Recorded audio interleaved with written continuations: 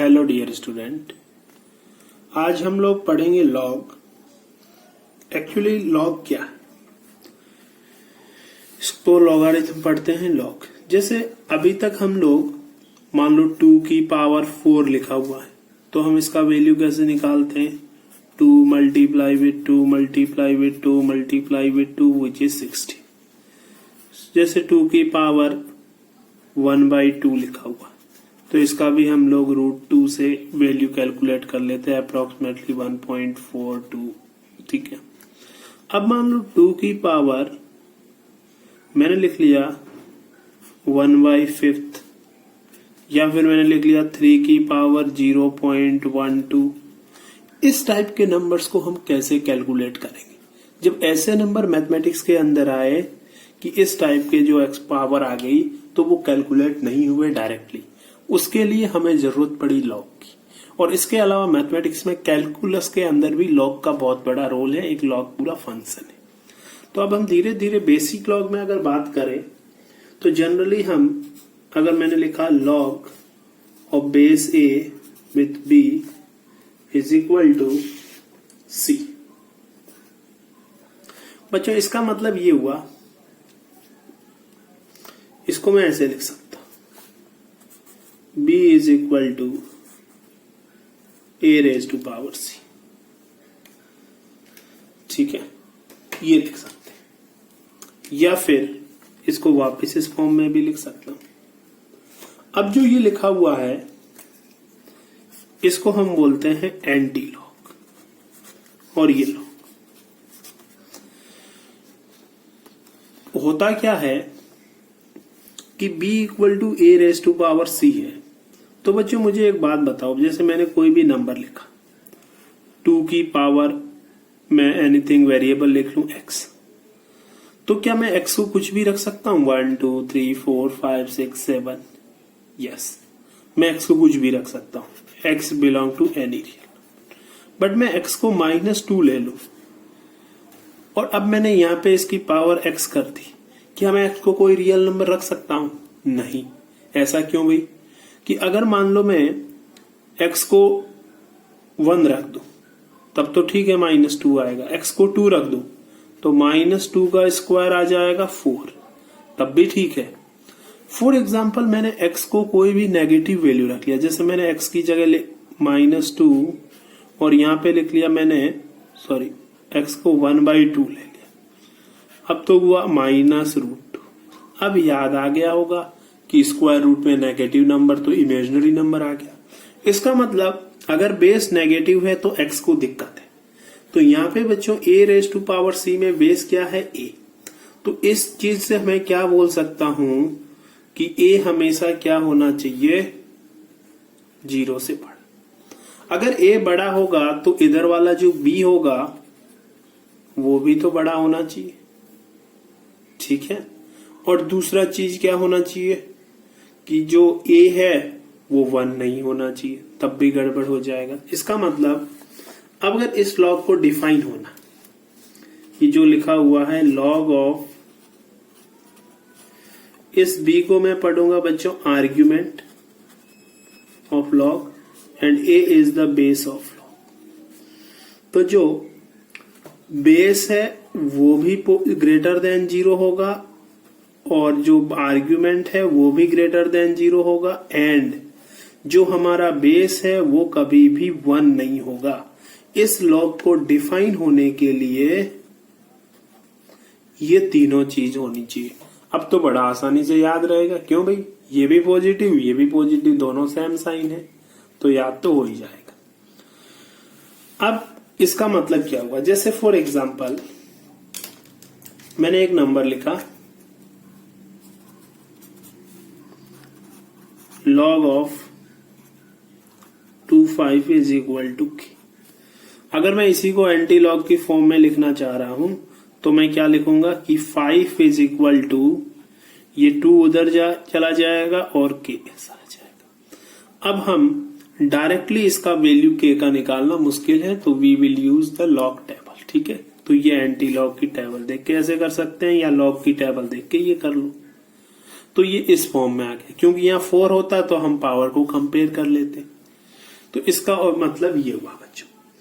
अब log define कब कब होगा वो हमने पढ़ा दिया कि बेस और आर्ग्यूमेंट दोनों पॉजिटिव होना चाहिए और बेस 1 नहीं होना चाहिए। ठीक है, अब और चीजों को समझते हैं। उससे पहले इसमें आप कुछ प्रॉपर्टीज लिख सकते हैं, या फिर जैसे कोई नंबर लिखा हुआ मान लो x raise to power y is equal to m। अब इसको मुझे लॉग की फॉर्म में लिखना है। तो सिंपली क्या होगा, मैंने बताया था कि अगर ये वाला लॉग को हम लोग कैसे लिखते थे, यहाँ पे ये लिखा होगा मैंने, ये वाला जो ये b है, ये जो आर्ग्यूमेंट है। अब इधर वाला तो यहाँ पे m होगा, वो आर्ग्यूमेंट चला जाएगा। ये जो m होगा which is argument of log, तो मैंने लिख लिया लॉग। ये इस राइट वाला साइड वाला ये हमेशा आर्ग्यूमेंट होगा। और यहाँ पे जो बेस है x, यहाँ पे जो बेस है वो यहाँ पे ही बेस आएगा, और इसकी जो पावर है वो इधर चला जाएगा। ये चीज ध्यान रखना बेटा कि हम इसको ऐसे लिख सकते हैं और इसको वापस ऐसे उल्टा भी लिख सकते हैं। तो यहां तक आई होप कि किसी को कोई दिक्कत नहीं। जैसे मैंने एक एग्जांपल लिखा, log ऑफ 2 64, तो इसका वैल्यू फाइंड करना। तो मुझे वैल्यू पता नहीं है, मैंने मान लिया कि k है। अब इसको मैं क्या लिखूंगा बच्चों, 64 is equal to 2 raise to power k। अब 64 क्या होता है, 2 raise to power 6 is equal to 2 raise to power k। अब कंपेयर करोगे तो बच्चों हमारा k का वैल्यू कितना आ जाएगा, 6 आ जाएगा। ठीक है, बड़े प्यार से निकाल लो। और एग्जांपल जैसे मैंने लिख लिया log ऑफ 5, यहाँ लिख लिया 125। तो बच्चों अगर इसका वैल्यू निकालना है तो मैं k मान लेता हूं, फिर हम लिख लेंगे इसको 125 is equal to 5 raise to power k। तो this implies that k is equal to 3। तो इस टाइप से ये तो मैंने बेसिक इंट्रोडक्शन दिया। अब हम लोग इसकी कुछ प्रॉपर्टीज पढ़ेंगे। ठीक है, लॉग की क्या क्या प्रॉपर्टीज है जो आप लोगों को आनी चाहिए। चलो भाई बात करते हैं प्रॉपर्टीज।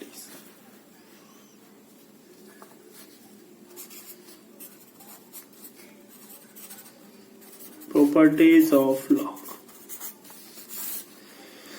अच्छा, मैं लिख लेता हूं कि जैसे मैंने ये चीज ध्यान रखना, ये डिफाइंड मतलब जो मैंने कंडीशन बताई थी कि जैसे ये लिखा हुआ है log a ऑफ b, तो इसको डिफाइंड होने के लिए a भी पॉजिटिव होना चाहिए, b भी पॉजिटिव होना चाहिए, और हमारा जो बेस है a वो 1 नहीं होना चाहिए। ठीक है, ये 3 चीजें होती है लॉग को डिफाइन होने के लिए। अब आते हैं हम लोग प्रॉपर्टी पे। तो प्रॉपर्टी नंबर 1, फर्स्ट प्रॉपर्टी क्या कहती है कि अगर ये लिखा हुआ है log a m into n। बच्चों यहाँ पे लॉग के अंदर भी सारी वही प्रॉपर्टी है जो हम पावर एंड एक्सपोनेंट्स के अंदर पढ़ते हैं। ठीक है, वही सेम लॉग की प्रॉपर्टी है और उसी टाइप के नंबर्स। तो अगर ये मल्टीप्लाई में लिखा हुआ है तो log a m plus log a, ये मैं मान के चल रहा हूं कि डिफाइंड। तो अगर कोई मल्टीप्लाई में आर्ग्यूमेंट है तो वो प्लस में चला जाएगा। ऐसे ही बच्चों हम सेकंड प्रॉपर्टी, अगर ये डिवाइड में है तो क्या होता है, जैसे पावर एंड एक्सपोनेंट में पढ़ते हैं, माइनस में चला जाएगा।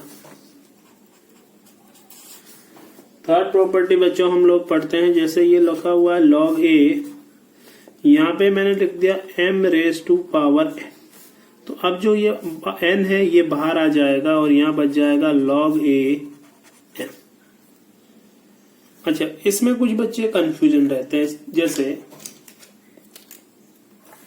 इसका मतलब बच्चों ये हुआ कि मैं अगर एग्जांपल लूं log 2 5 की पावर 3, तो हम इसको क्या लिखेंगे 3 log 2 5। अगर ऐसे लिखा हुआ है कहीं log 2 इसका स्क्वायर 5, तो अगर इसको कोई बच्चा ऐसे लिख रहा है log 2 5, तो ये गलत है। ये यहाँ स्क्वायर लिखने का मतलब ये हुआ कि log 2 5 का ये होल स्क्वायर है, बट हम यहाँ पे पावर किस पे लगा रहे हैं, सिर्फ इसके आर्ग्यूमेंट पे, ना कि पूरे log पे पावर लगा रहे हैं। ये चीज बेटा आपको ध्यान रखनी होगी। तो नेक्स्ट प्रॉपर्टी में आते हैं, फोर्थ, अगर इस पे पावर ना है, log a पे पावर है n और m, तो ये क्या आ जाएगा 1/n log a हो जाएगा। ठीक है। फिफ्थ, इसको ऐसे भी कर दूं, a पे पावर n है और m पे पावर मान लो कुछ भी है, k लिख लो, तो ये तो k इधर मल्टीप्लाई में आएगा, n डिवाइड में आएगा, और ये बन जाएगा log a ऑफ m। तो ये चीज है। ठीक है। इसके बाद आप लोग और प्रॉपर्टीज ये पढ़ सकते हो, सिक्स्थ का, कि log की अगर सेम बेस है, सेम आर्ग्यूमेंट है, डिफाइंड है, तो log का वैल्यू 1 होगा। सेवंथ रूल ये होता है कि log of any base with argument 1 always be 0। ठीक है। अगर कोई भी बेस है तो log a की वैल्यू कितनी हो जाएगी बच्चों, 0 हो जाएगी। और हम पढ़ते हैं नेक्स्ट प्रॉपर्टी, जैसे ये लिखा हुआ है log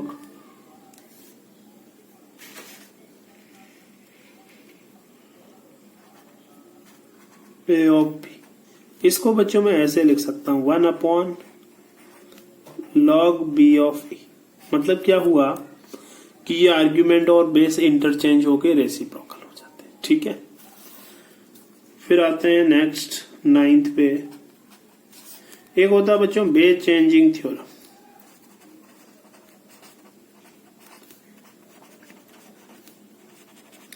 बेस चेंजिंग थ्योरम क्या है, इधर देखो, समझो इस चीज को, कि log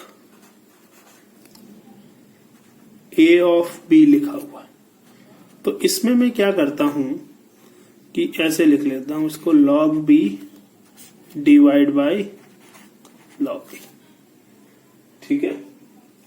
तो अब मैंने क्या किया, इसका कोई भी नया बेस आप अपनी मर्जी से इंट्रोड्यूस कर सकते हो। जैसे मान लो मैंने इसका बेस नया कोई भी ले लिया, c ले लिया, और इसका भी c ले लिया। वो अपनी इच्छा से आप कोई भी नया बेस दे सकते हो। पहले क्या लिखोगे, इसका argument log b divide by log a। जैसे फॉर एग्जांपल एक नंबर लिखा हुआ है log बेस 2 5, तो इसको मैं बच्चों ऐसे लिख सकता हूं log 5 अपॉन log 2। इसका नया बेस कुछ भी रख सकता हूं, मेरी मर्जी। मैं रखूं तो यहाँ 3 रख लो, यहाँ भी 3 रख लो, जो आपकी इच्छा से नया बेस आप कुछ भी रख सकते हो, कोई दिक्कत नहीं। तो ये प्रॉपर्टी आपको समझ आ गई होगी। इसके बाद चलते हैं हम नेक्स्ट प्रॉपर्टी में बच्चों। नेक्स्ट प्रॉपर्टी क्या है, कहां तक हो गई, 9th। चलो आते हैं 10th।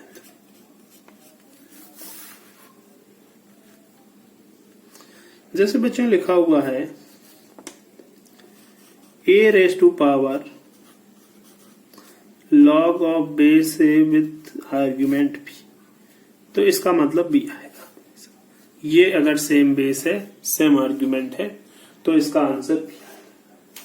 कैसे, इसका एग्जांपल लूं मैं। जैसे ये लिखा हुआ है 2 रेज टू पावर log 2 3, मतलब ये दोनों सेम है और ये पे पावर है, तो इसका आंसर हमेशा कितना आएगा, 3। इसका लॉजिक एक्चुअली बेसिक डेफिनेशन से ही आ जाएगा, तो वो वैसे तुम्हें प्रूफ की शायद जरूरत नहीं पड़ेगी। नेक्स्ट हम लोग पढ़ते हैं बच्चों, और इसमें क्या हो गया, इसी से हम कोई भी नंबर को ऐसे भी लिख सकते हैं, जैसे कोई नंबर k है, तो इस k को मैं ऐसे लिख सकता हूं ना बच्चों, यहाँ पे मान लो ये a लिख लिया, फिर मैंने log a लिख लिया और यहाँ k लिख लिया। ठीक है। अगर कोई नंबर को जनरली log के फॉर्म में लिखना है तो ऐसे लिख लो। इसके बाद हम आते हैं नेक्स्ट 12th प्रॉपर्टी पे। ये बच्चों थोड़ी इंपॉर्टेंट प्रॉपर्टी है, log b ऑफ c। ये सेम चीज है, इसमें क्या होगा, ये c और a इंटरचेंज हो जाएगा, c यहाँ पे आ जाएगा, ऐसे आप इंटरचेंज कर सकते हो। अगर मैं एग्जांपल दूं तो इसे एग्जांपल ले सकते हैं। फॉर एग्जांपल मैंने ऐसे लिख लिया किसी नंबर को कि 2 log ऑफ बेस 3 6 लिखा हुआ, तो बच्चों कहीं कैलकुलेशन सिंप्लीफिकेशन के लिए मैं 6 log 3 ऑफ 2 लिख सकता हूं। इन दोनों का सेम वैल्यू आएगा हमेशा। तो आई थिंक इतनी अगर प्रॉपर्टीज आप लोग याद रख लोगे तो दिस इज सफिशिएंट, ठीक है। तो फिर अगर इतनी आपको याद है तो फिर हम लोग आगे बढ़ते हैं। इस पे कुछ एग्जांपल्स ले लेते हैं, ठीक है बच्चों। क्वेश्चंस लेते हैं, वो करेंगे एक दो सिंपल से।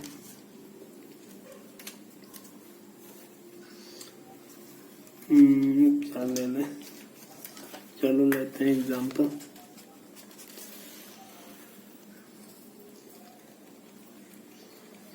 फॉर एग्जांपल मैंने लिखा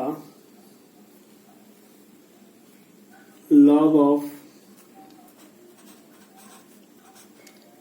√8 इज इक्वल टू 3:1/3। सॉरी, यहाँ इसका आर्ग्यूमेंट ले लिया मैंने p। क्या निकालना हमें, फाइंड p। अब बच्चों इसको कैसे करोगे, इसको करने के लिए नॉर्मली वही हम बेसिक रूल यूज करेंगे। log 8 को कैसे लिखेंगे, ये तो होता है 2 की पावर 3 8, ठीक है, 2 का क्यूब है और पावर ऊपर रूट है, तो 2 पे पावर क्या आ जाएगी 3/2, और इसमें b 3 3 जा 9, ये आ गया बच्चों 10/3।